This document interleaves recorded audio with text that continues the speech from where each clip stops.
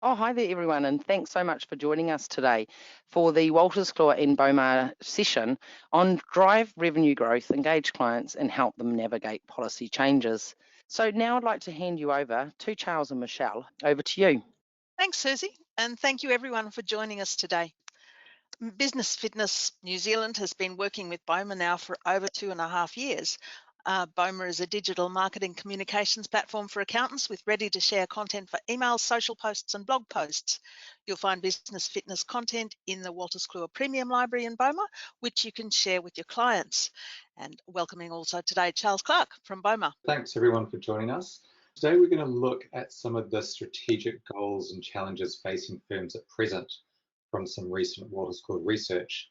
Then we're going to dive into how firms can help their clients navigate the changes as the government passes its 100th day, then explore the benefits of database segmentation, and then onto the importance of timely responses, and then lastly having a plan to underpin everything. So in terms of that research, what did it say, Michelle, about firms' strategic goals at present? Well, we looked at the 2023-24 Walters Claw report on accounting evolution, where accountants listed their top 3 strategic goals. 57%, no surprises here, 57% said they were going for revenue growth, 40% said they wanted to improve operational workflows and standardized processes, and 32% said they wanted to improve employee effectiveness. Now, the same report had some reflections on how firms saw themselves achieving those goals. It's interesting, as you said, sort of unsurprisingly, it is always revenue that tops the list. And I pulled out this line from the same report because it makes clear that those firms who are expecting to meet or exceed their revenue targets are prioritizing client engagement and building out their advisory services. Now, the good news is that there has been an escalation in demand from clients for business advisory services in the last year or two. But I think it's important to point out that in order to take advantage of this, firms are going to need to embrace digital transformation within their firm, which delivers both productivity and efficiency gains. And the point about the deliverance of those gains is that it's going to then enable them to expand their offerings and thus open the doors to that potential revenue growth. And in terms of kind of driving home this message, another piece or another question from the research uncovered that 80% of the firms who expected either low or no financial growth in the 2024 financial year considered themselves to be either mainstream or lagging behind in technology updates, so really lagging behind in that digital transformation. Michelle, shall we take a look at those challenges? Yes, absolutely. So in that same accounting evolution report, accountants on both sides of the Tasman identified issues, and of the top 5, 49% said that it was a challenge to obtain correct data and information from clients on a timely basis. 43% said that work-life balance for accountants and their teams was an issue. 41% said attracting and retaining talent was a challenge. 40% said that finding the time to identify opportunities to provide additional value to clients was an issue. And another 30% said that keeping track of changing regulations that impact the practice's bottom line was an issue for them. Tony Alexander picked up some of these themes, especially as they related to staffing resources in the accounting and business advisory sector, in his February 2024 report for Mint Business Insights. Now, that report looked at challenges facing businesses across the board and at business confidence, or the lack of it in different sectors, with the knock-on effect of price sensitivity. It was a bit of a mixed bag here. While continuing uncertainty and price increases seem to be making some businesses pull back from professional accounting advice, for others, uncertainty is driving them towards it. So, challenges for businesses could present opportunities for accountants. Analyse your client base for what's affecting different sectors. And what that looks like to us is that firms may be able to address some of the challenges facing them by helping clients to navigate change. And the Walters Claw Premium Library in Boma can help there. Now, the news cycle never stops, but it's been really intense over the last 6 months. Some of the changes, we're still waiting for the legislation to come into effect, and in the meantime, the old rules still apply. So news comes through largely unfiltered. It can be hard sometimes for business owners to work out the likely impact of changes for their business. And accountants can play a real role here, just filtering the news that's likely to have an impact on particular client groups. There's been a lot of news about changes since the election and the first 100 days, which captured the popular imagination. And you could choose to give clients an overview of where we're at with those. Now, Charles is showing the article, What Policy Changes Might Affect Your Business. That covers the 90-day employment trial periods being extended, clean car discount and the ute tax being cancelled, fair pay agreements being cancelled, and the fuel tax changes.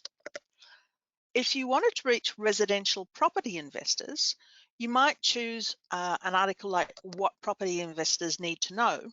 And there's another more targeted article on interest deductibility as well.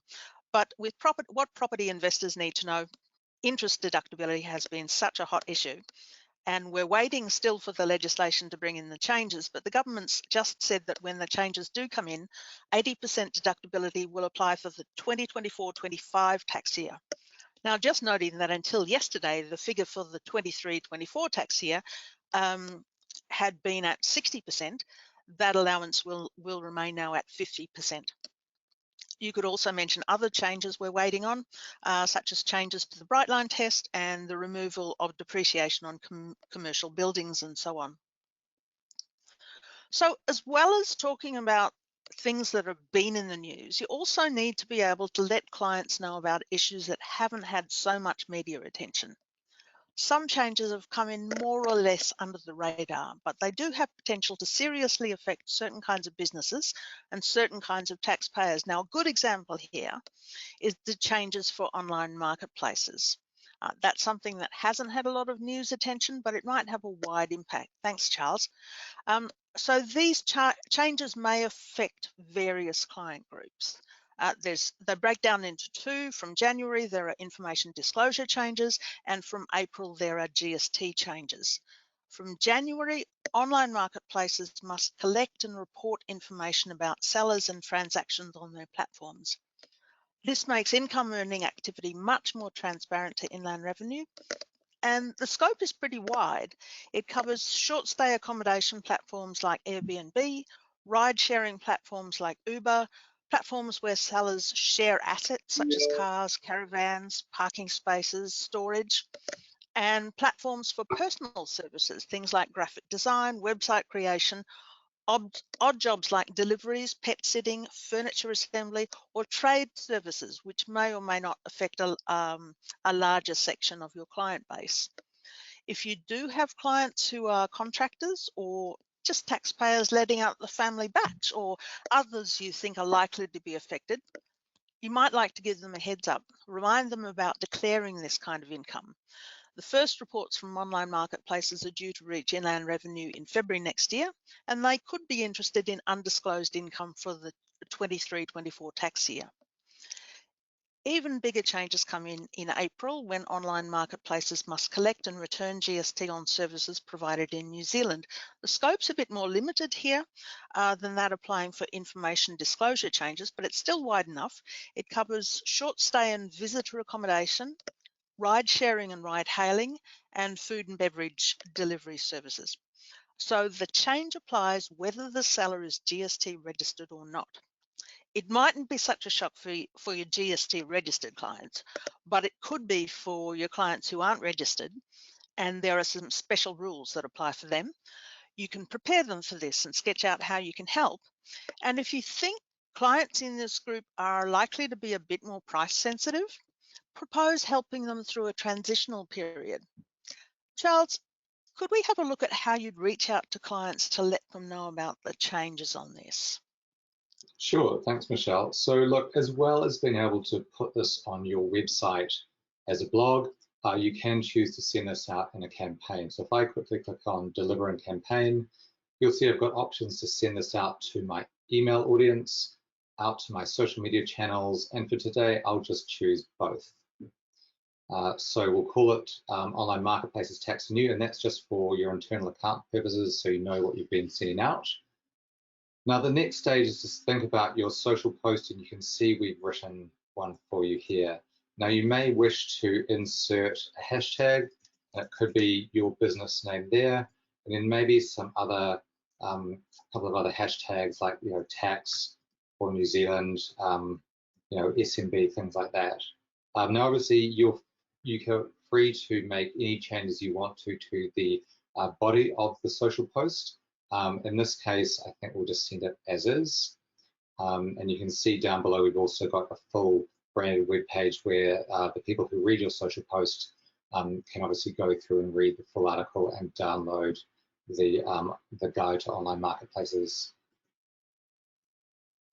So the next stage is to just think about the different social channels that you're going to be sending it from. You can see here we've got LinkedIn, personal and business, Twitter and Facebook. And you can see here when I click on preview that the 2 or 3 changes we've made have come through, and this will be pulled through for all your social channels. Facebook is a little bit different.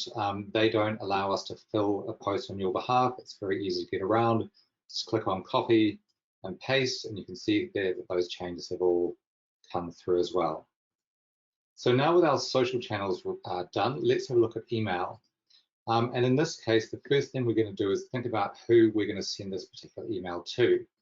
So if I click on edit and then show, and you can see here that I've got the option to either send it to all my contacts, or I can filter using tags. And I will talk about tags in a minute or two, just the importance of using tags and segmenting your database. But for this purpose, the demo, I'll just click save and close. Now let's think about what your email is going to look like. We'll go straight to branded template, and we're going to choose the full article. And because the content and Boma are all integrated, when you choose the template with the full article, the content and the image and any download URLs will actually be injected in here. And then it's just really up to you as to how much or little you would like to personalize it. I always like to recommend putting a merge tag in along with a greeting, and that will just personalize it. So we'll pull out the first name of all your contacts and then address it to them. Then obviously at the end, we've got the downloadable guide. So let's put in a quick ending salutation, a sign off, and then maybe add in a button. So obviously they can download that guide, but let's also say that they can contact us. And then we could send that through either to a URL link, maybe like a booking page, or it could actually either send you an email or a phone call. Just depends on how you like to communicate with your different segments of your audience and your clients. So once you're happy with it, and you don't want to make any other changes, even changes to the content, you can come through and check that the subject line and preview description are what you want it to say. We've made some suggestions for you. Obviously, you can edit or rewrite those. At this point, it's just, I mean, you can obviously preview the email, but then it's just a case of scheduling delivery. You can send it out immediately or at some time in the future. I'm going to send it to go out later on this afternoon at 4 p.m. Schedule, and then we're ready to go. Now, look, while I did just talk about the database segmentation, I didn't show it to you. And Susie, if we can go back to the presentation, because I would like to just focus on this for just a minute. Now, while email has been around since the 70s, it still remains one of the best ways to communicate with people. So obviously, once you've got your list, and this might be off the basis of your clients' emails, but you also may have some prospects in your database. You really need to think about segmenting them. So what I mean by segmenting is grouping them together into different sort of smaller groups, and then using tags to name them in ways that make sense to you. So an obvious one is to think of, you have your clients and then you have your non-clients or your prospects. Now, maybe some of them are zero clients, others are MyOb. You might also want to consider their industry or vertical. For example, people in the trades versus farmers versus retailers versus residential property investors, or perhaps it's even they're an employer or a director or a trustee. So the point about segmenting them is that then you can start to send that segmented group or groups only relevant information. Now, if you think about sort of general emails that might go out, you might do a newsletter once a month. And look, that's fantastic to send to everyone on your database because it's a general roundup. It has news. It's probably going to be relevant, or at least one or two of the elements in there will be relevant to most people.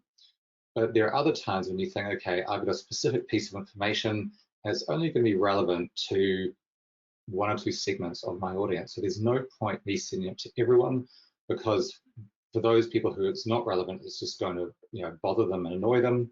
So let's just kind of use that segmentation to be specific in who we send it to. So Susie, if we can go to the next slide, please. And you can see here is a screen grab of the email campaign, which I was just showing you about online marketplaces. And I spent a bit more time here, and I created a specific audience. And the tag I used in this example, and tags are specific to each of your firms, is for residential property investors. Now, the reason I'm going to send it only to this segment is because it's obviously highly relevant to them. In this case, from April 1, mixed-use asset rules relating to GST will be repealed, and the nominal GST proportional rules will apply where people have, for example, been renting out the family batch.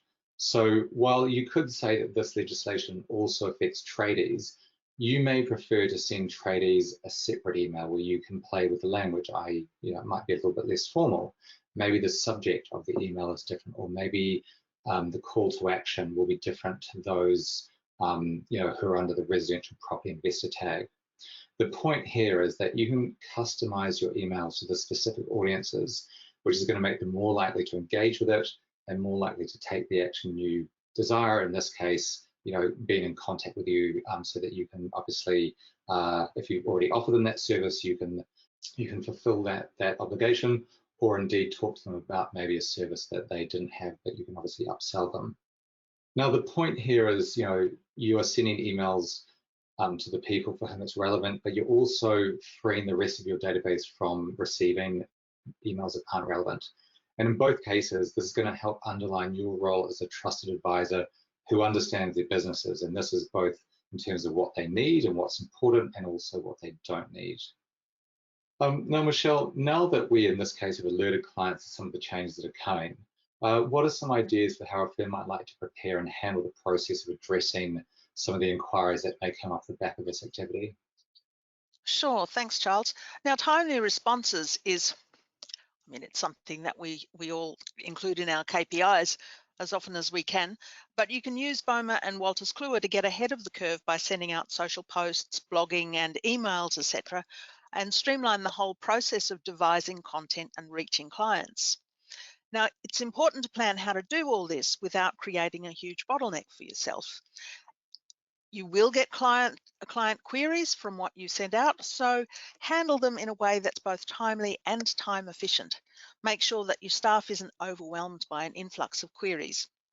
So once you've worked out what you want to communicate and who you want to communicate with, delegate the messaging to your admin team, including monitoring client responses and campaign analytics. In team meetings, let the admin and accounting teams know that they might get client calls. They can triage the queries and refer complex responses and new business to client managers. Give your team a script of frequently asked questions with keynotes to hit and what services you can offer on the back of it. It's an opportunity to upsell and cross-sell and to expand revenue per client. Rehearse the response. Have the relevant fact sheets and client questionnaires ready to go. And identify which issues are hot button for specific client groups. Stagger your communications so that you're not broadcasting to everyone everywhere all at once. If you do identify potential high value groups, fine-tune a series of campaigns for them. And if you see issues that may potentially trigger a high volume of responses from more cost-conscious clients, staging is very important so your team and you aren't overwhelmed. Charles, could you comment in this environment about planning ahead a little bit more? Yeah, thanks, Michelle. I couldn't resist this quote by Benjamin Franklin. I'm sure everyone is very familiar with it. But basically, what it does highlight is the fact that planning will ease the bumps in the road. It's going to allow you to consider your choice points when they arrive, and also force you to sit down and think about your future growth, and that's of your business, your people, and you. So the way I like to frame it up, and I have heard this actually mentioned a few times over the years, and it's a really good way to think about it, is about a Rubik's Cube. And so when you try and solve a Rubik's Cube, you can't make every move in isolation. You need to plan for a few moves in advance. And if you think about all the little pieces, those are your tactics, and the plan is to get them obviously all lined up. And then when you have the block colors, when you solve it, those are you achieving your business goals. So in the context of today, when we talk about helping your clients navigate the change, you need a plan for how to achieve this. And that would be along the lines of how are you going to communicate with them and how you're going to educate them about the changes that are relevant to them. So from an education marketing perspective, because I think this is what it really comes down to today, make sure your planned activity relates to your business strategy and your goals, because that really is the best way to get effective results. And something we'll send that might help you with this is it's a simple template. It's a content planner and calendar, and we'll send it out in the follow-up email. But if we think back to those strategic goals, and the largest was revenue growth, you'll be wanting to focus on attracting and retaining those high-profile clients and upselling them on your services. So the point here is, when it comes to educational marketing and marketing in general, you want to make sure that you are visible to your clients and you're visible to your market, and not sort of being, invisible where you're waiting or you're in a position of another competitor to come into town, so to speak, and they suddenly put a lot of time and effort into client engagement marketing. You find yourself on the back foot. So really, having a plan, plan of attack individually in terms of like, okay, some changes have come out, like we've seen Michelle has taken us through today. How are we going to let the right people know? But equally, in the slightly mid to longer term, what are we doing to engage our clients? What are we doing to educate them? What are we doing to tell them about the services that we offer, which obviously is going to help you drive that revenue growth? So look, Susie, I'm not sure if you've got any questions, but why don't we, before we get to those, just quickly take a look at how people can access Boma and Wolters Kluwer. Thank you. So if you're already a Business Fitness subscriber, please ask us for the unlock code that will give you access to the Wolters Kluwer Premium Library on the Boma platform. You'll also need a subscription to Boma for this. Charles, what's the situation for businesses that are already Boma subscribers but not necessarily Business Fitness clients? Cool, thanks. Well, look, you can, as Michelle said, get Boma for $99 plus GST a month. If you are not a Business Fitness subscriber, but you would like their content in Boma, you can simply send us a message in the support channel, and we'll switch it on for you for $40 plus GST a month. Equally, if you are, as Michelle said, already a Business Fitness subscriber, then your solutions manager will be able to give you that unlock code. Susie, I know we've been trying to do our best to sort of keep to the half an hour time limit. Are there any questions that have come through in the meantime? Thanks a lot. Yes, there is one question. So let me just open up that questions panel. What I have in here is, thanks for the question. It's asking how often is the content updated in the platforms? I'll start off on this, and then Michelle, maybe you take over. So the content in Boma, because obviously there's obviously Wolters Kluwer content and our own content with other partners. We update it every single week, and so whatever is happening in a specific time of year, whether it's around the budget or Christmas or sort of any other important times of year, we'll make sure that there's always fresh content. Now, obviously, we are talking today about a whole lot of legislation which has just come out in the last few days, and I think that's one of the brilliant things about Wolters Kluwer is that Michelle and the content team there are always looking to sort of see what is on the radar and then making sure that the content is going to be there when it's required. And then I think also updating it as well, don't Michelle? Yes, that's right. I mean, just today we updated the content dealing with interest deductibility after the government's announcement yesterday, even though we are still waiting on the legislation for that, but the media release came out yesterday. And generally speaking, the Wolters Kluwer Premium Library updates every week. Now, just holding off for one moment because we do have a couple of moments spare, and Nicola has just put through a question here. Nicola has asked, if we already have a Business Fitness subscription, is the extra information on the Boma in addition to what's in Business Fitness? Oh yes, so you do get all the other accounting facing content in Boma, which you get access to as well. I think from a Wolters Kluwer Business Fitness perspective, the benefit of having that content in Boma, as I sort of demonstrated a few minutes ago, is because of the integration, you can send out, whether it's an email, social, or a blog post, you can send that in just a couple of minutes.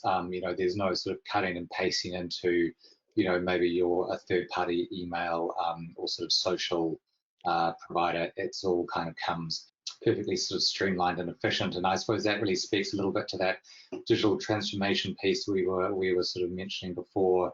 Taking advantage of technology to meet the opportunity and challenge of on delivering those advisory services to more clients. Yeah, certainly makes it very easy to send out things like newsletters and have all your lists in there. Many thanks to you, Charles and Michelle, for spending the time to share your expertise with us all today. Thanks very much, everyone, for attending, and enjoy the rest of your day. Thanks very much, everyone. Have a great afternoon.